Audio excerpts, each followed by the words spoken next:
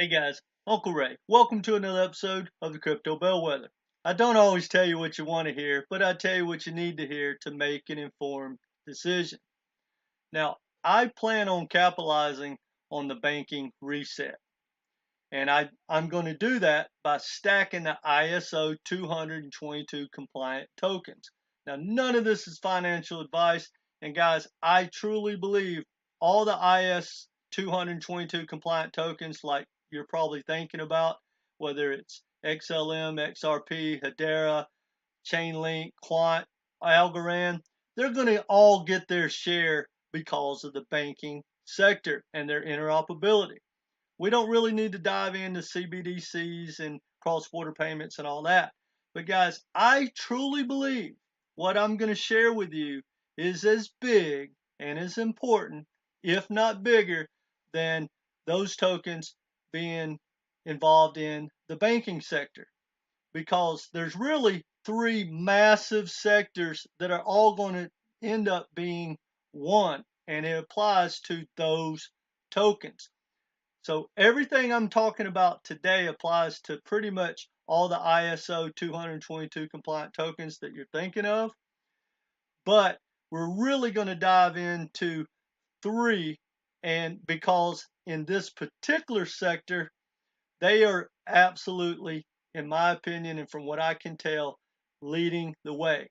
Maybe there's something I don't know about, but from my research, these guys are front running this entire sector. And guys, I'm telling you, this gets me excited, and I think you'll like what I'm going to tell you as well. Now, if you stay with me, I'm going to tell you how I plan to capitalize on this information in the next bull run. Now, here's what I believe that is really going to play out in the next bull run as far as tokens being hyped up. They're going to really be a big buzz about everything on the planet becoming tokenized. And that's going to tie into DeFi and banking and all that. But we're not going to get into tokenized assets in this video. That will be another video because that is a massive opportunity coming down the pipe for these tokens. But what I want to talk about is the supply chain. Because guys, we don't realize this opportunity, or I don't think people do, because we're always focused on money. Oh, this solves a $1 trillion problem. But let's think about what's starting to happen right now. Now, I'll give you an example. Avery Dennison has a project that it's been working with HBAR for a long time now, maybe like a year. And they kind of have been doing it with their products and their corporation and kind of just putting it in beta, so to speak. Well, now they're starting to really scale that for their corporation and getting a lot of confidence, and they're going to bring it out to all their customers around the world. Now, we'll get back to that in a second, but I want you to understand why this is so important and my philosophy. I believe you need to follow the big money, the movers and shakers of anything that you invest in. Because quite frankly, guys, it doesn't really matter what me and you invest in or what we think. We're not going to move a market, and we're not going to have a big impact on the future of, say, Web3, right? But when you get major corporations like IBM, Google, JP Morgan diving into a project, it's going to move that project forward, period. And from all my research, I truly believe three of the biggest players that are linked to every major entity, every major powerful entity in the world is IBM, Accenture, Deloitte, and Avery Dennison. Actually, that's four.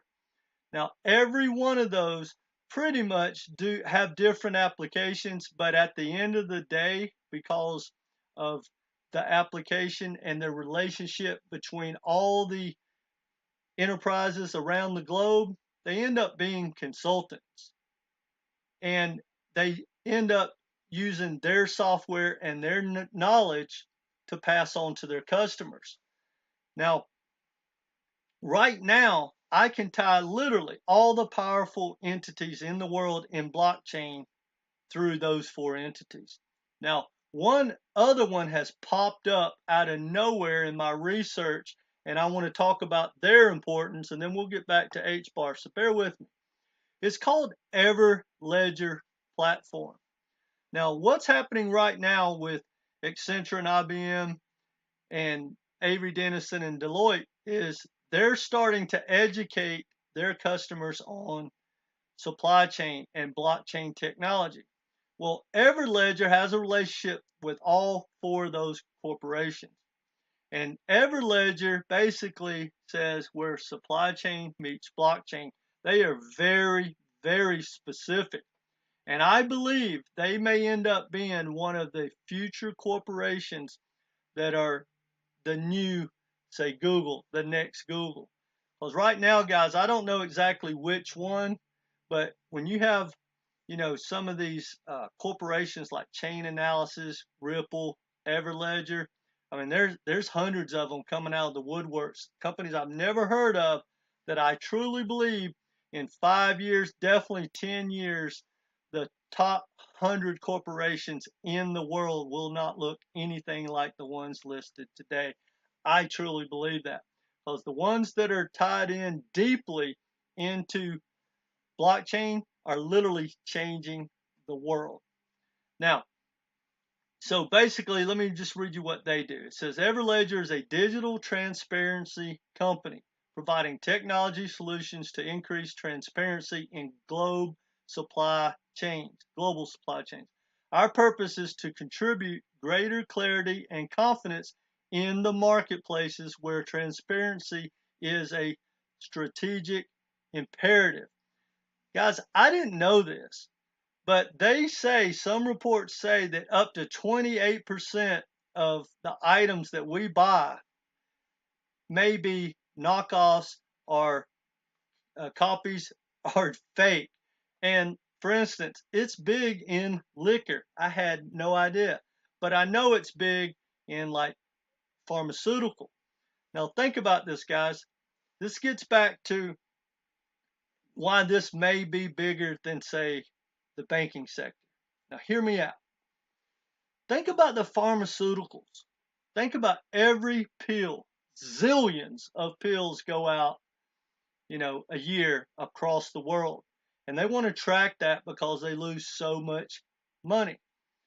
Well, now with this supply chain technology, like with Avery Dennison, they call it smart labeling. That's one of the many terms and that one of the many projects. But they put that smart label on the product. It gets tracked. It can track from the very start where the ingredients came from. Child labor laws, like it gets into ESGA, proving the footprint, all that, guys. It's massive. And that's kind of what ESG is all about. Over time, everything is going to be tracked. And right now, across the world, they pretty much do it, by hand. I mean, think about when something comes out of Africa, there's 1,000 pieces of paper, a little bit of computer processing and software, and then at the end, yeah, it gets tied into a computer application somehow. Well, now they're starting to, use QR codes, but they have to scan them maybe 10 times along the way. And then it's on the computer and you can get a readout. Well, in the future, that's going to be tracked like from a satellite. You'll be able to track it it'll track itself and it'll just hit tick, tick, tick, tick, right? And those are going to be transactions on the blockchain. Now, not all of these applications like HR or like HBAR are blockchain, but we're going to keep it simple and call everything blockchain application just so you can follow my flow. But now think about this, guys. Everything that we pay for, this gets into finance. Everything that we pay for, money flows constantly. That is a massive market. But let's think about supply chain. Imagine you're at Walmart, okay? You buy 10 items, 20 items, maybe you did grocery shopping, you bought 250 items. Once this technology is implemented, that each item may have had to pay for 20 transactions. So think about at the register. Let's say they're using the XRP ledger for their payment rails. That's great. That's massive. Think about just Walmart account, what that would do. Great avenue. But think about at the end of standing there going do, do, do, do with 10 items, 50 items, 100 items. Every one of those items may have been tracked 10 or 20 times. And in the future, they'll continue to be tracked after purchase. So you have 10, 20, 100 times of something being a transaction to one payment transaction. Yeah, once you make the payment, there's other transactions after that. But guys, it's not even close. So think about it. The good news is we're going to be invested in all that because it ties together. The ones, for the most part, and they're all going to spread this out in 1,000 different ways, but the ones that we're using their payment rails, there's a good chance that they're the ones doing the tracking. Now, let me try to bring this back home so you can understand me. Hopefully I haven't got sidetracked. But here's what I'm trying to get you guys to understand. Avery Dennison has a massive program, and it's linked to IBM, Accenture, Deloitte, Everledger. All those guys basically are all using, every one of them, the Hyperledger. Every one of them. And we know that involves all the ISO20022 compliant tokens. I don't want to get off track, but they're all going to get a share of all that. Well, Chainlink has partnered with HBAR. So we know on a lot of the supply chain, the dominant players are going to be those guys, or at least they are front running right now. And over time, we'll just keep watching the progression. Now, here's the other token that I hope you stuck around to hear me talk about, and it's IOTA. Because think about this, guys, which IOTA is not the token.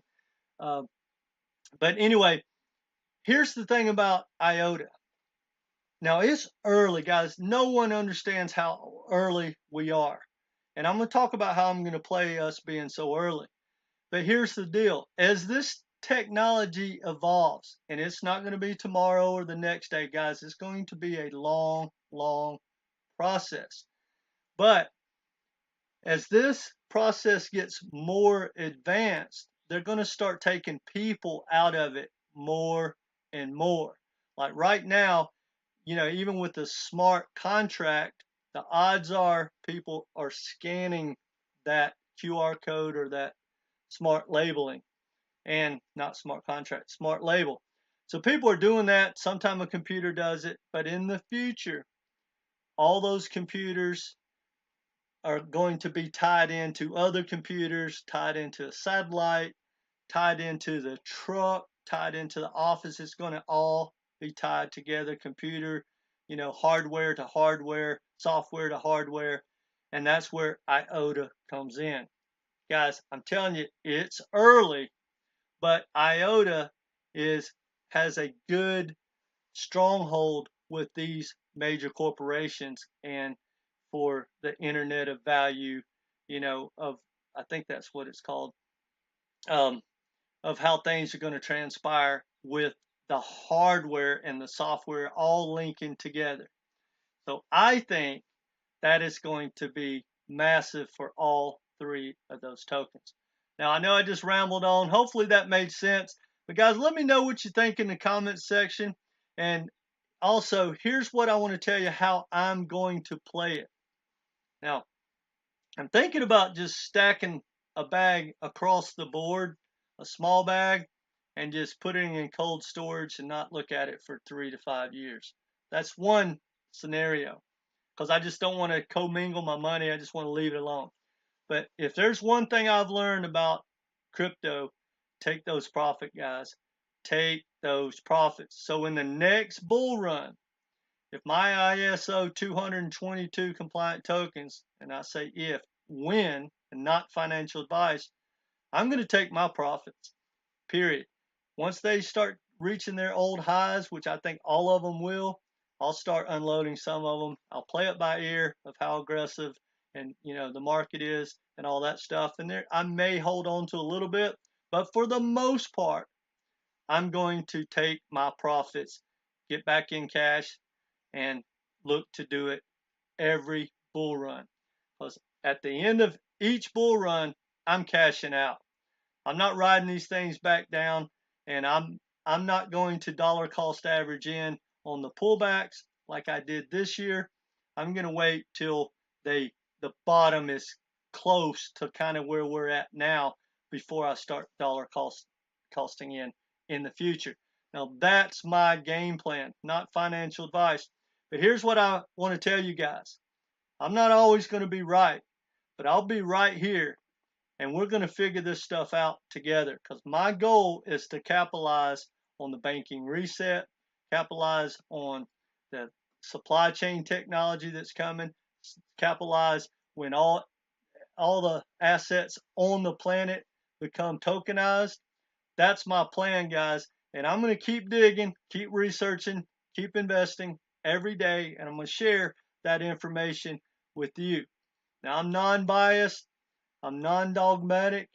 I don't really care what the answer is. I only want to dig into what I can control. And if major corporations end up taking over crypto, or we get regulations we don't want, and I have to share that information, guys, I hate it. I got to deal with it too, because every bit of information that I tell you that you may not want to hear, I had to deal with it myself, and I don't like it. But again, I feel that if you want to make the most of the opportunity that's coming down the pipe in crypto and blockchain and the metaverse and everything, banking, right? If you want to capitalize on that, guys, the better you are informed, the better decisions you will make. So that's why I try to be so open and honest and upfront. So I'm going to give you the good, the bad, and the ugly, and hopefully we're going to figure it out and capitalize on this amazing opportunity. So guys, I'm really going to dig into the ISO 222 compliant tokens. That was already something I focus on, but now there's three sectors that I think are all going to be intertwined into one, but it is the banking sector, it's the tokenization of assets, and it's supply chain.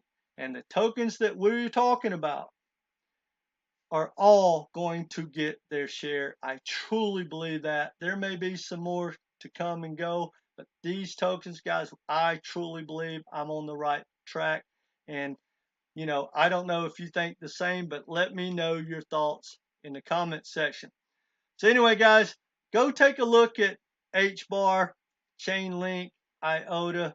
They might be something you want to start dollar cost averaging in right now, or wait till it goes lower, because I do believe something's going to break in this environment. But hey, guys, I don't believe anyone that is stacking the ISO 222 compliant tokens like Quant and XRP and HBAR at these prices. Hey, maybe we go lower, but I don't think you're going to be upset with yourself because you started stacking a little too early going into the next bull run. As I will tell you this, guys, and I'll make many videos on this, I can't be more positive. Things are horrible, but that's what you want. Quite frankly, I hope something breaks. That way, it will give us better prices, because these tokens aren't going anywhere, in my opinion. Again, the only concern I have is regulation. That is the only concern whatsoever. But when you have real world utility and you have tokens and projects like HBAR and Chainlink and XRP, XLM, Quant, when you have projects like that that are literally changing the world, I can see it. We see it every day. And we are so early. I'm excited. So anyway, these bad times, yeah, they aren't good But the people that have been around are loving it. And when something breaks, you're going to see the big boys step in, load the boat, and we're going to bounce. As long as once we get regulation and we have a real washout, they're going to bring it off the bottom so fast it's going to make your head spin. I truly believe that. Now I'm just rambling on. Sorry about that, guys. If you haven't subscribed, please do so. Hit that like button. Let me know what you think in the comment section. And either way, guys, come back and be part of this community. Take care.